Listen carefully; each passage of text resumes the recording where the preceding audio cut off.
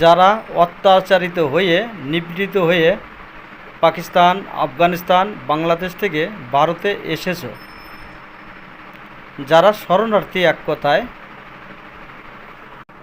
2019 CAA citizenship amendment act নাগরিক সংশোধনী আইন বিল যে পাশ হয়েছে, তার আওতায় বিশেষ করে হিন্দু, বৌদ্ধ, জৈন, খ্রিস্টান, পার্সি এদের জন্য এই আইনটা। তাদের জন্য কেন্দ্রীয় সরকার একটা পোর্টাল বা মোবাইল অ্যাপ চালু করেছে। তারা সবাই নির্দ্বিধায় নির্ভয়ে এই অ্যাপ্লিকেশনটার মাধ্যমে ফর্ম ফিল আপ করলে সবাই নাগরিকত্ব পেয়ে যাবে। এই অ্যাপ্লিকেশনটা বা ফর্মটা ফিল আপ করা একেবারেই সহজ, কোনো ভয়ের কারণ নেই। শুধুমাত্র 2-4টে ডকুমেন্ট দিলেই ফর্ম ফিল আপ হয়ে যাবে। হিন্দু, বৌদ্ধ, জৈন, খ্রিস্টান এদের একটা প্রমাণ কপি লাগবে, যে কোনো মন্দির থেকে দিলেও হবে।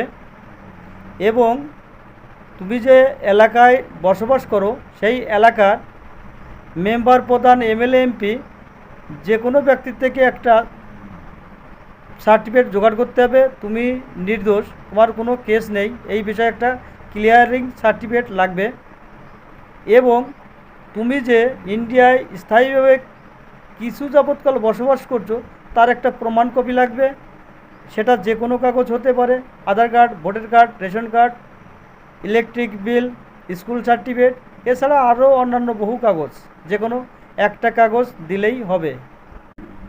আপনারা সবাই গুগল প্লে স্টোর থেকে সিএএ 2019 এই নামে সার্চ করলেই এই অ্যাপটা পেয়ে যাবে। অ্যাপটা প্রথম লগ ইন করবে, তারপর ধীরে ধীরে বুঝে সুঝে ফর্ম ফিল আপ করলেই নাগরিকত্ব অনিবার্য। কোনো ভয় পাওয়ার কারণ নেই। তবে একটা কথা মনে রাখবে, কেউ কোনো ভুল তথ্য দেবে না, কোনো মিথ্যা তথ্য দেবে না, যেটা সঠিক সেইটাই দেওয়ার চেষ্টা করবে। ভুল তথ্য দিলে পুলিশ ভেরিফিকেশন হতে পারে, তাতে ঝামেলায় পড়তে পারো। অতএব কেউ কোনো রকম মিথ্যা প্রবঞ্চনায় পা দেবে না, ভুল তথ্য দেবে না, মিথ্যা তথ্য দেবে না, যেটা সঠিক সেটাই দেও, সবাই নাগরিকত্ব পাবে। যারা অল্প দিন এসেছো, যাদের কোনো কাগজপাতি নেই, তারাও এই ফর্ম ফিল আপটা করতে পারবে। তারা কোর্টে গিয়ে যে কোনো উকিলের দ্বারা একটা উকিলের সার্টিফিকেট এবং যে এলাকায় থাকো সেই এলাকায় মেম্বার, এমএলএ, এমপির যে কোনো একটা সার্টিফিকেট দিলেই তারাও এই ফর্ম ফিল আপটা করতে পারবে।